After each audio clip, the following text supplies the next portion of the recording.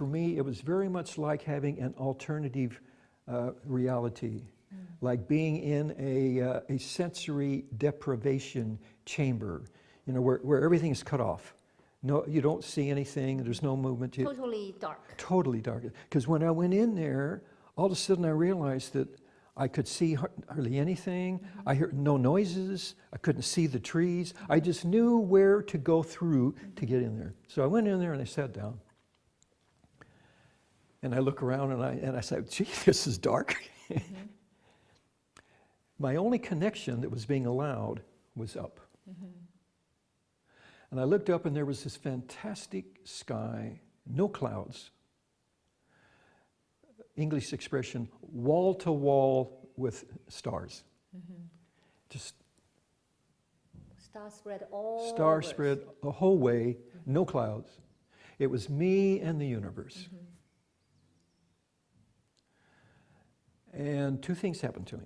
The first thing that happened to me was when I fell into that space, I'm looking up at the immense size of the universe. I remember thinking, gee, how small and insignificant we are in the grand scheme of things. I was feeling how small humanity is and how small I was in this. It was as if I were at the bottom of a huge well. Okay with the language? Way down. Yeah. You know, okay. So that was the first thing I felt was, none of this makes any difference. How insignificant are our little lives, okay? The next thing that happened was I felt something very large come from this space. Kind of coming and then just whoosh into my heart chakra area. Because I remember it knocked me back. It knocked me back on my back. It was just this huge feeling of something that came in around here. I knocked back, and then I just felt energy flowing. I was tingling.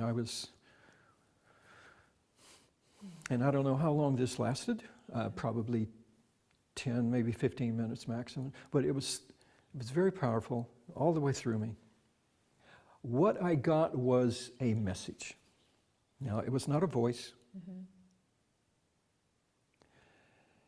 It was a gentle presence.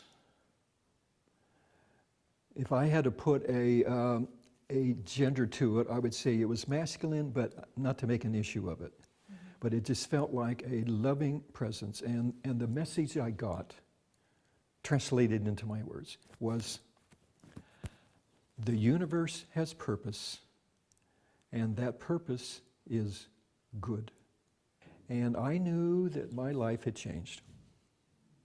I knew that I could not continue on the path I was on. I had work to do. I wanted to know truth. In my knowledge, my inner knowledge, that the universe has purpose, and that purpose is good. And if I give my energy to that, I'm doing all I need to do. I don't try to look too far in the future. I like the message that came out of the founding of this community, which is basically just pay attention to what's right in front of you. If you can live your life with integrity, with the interactions you're making, and the decisions you're making with what's right in front of you, forget worrying about what's going on down the road a ways. This is where energy flows.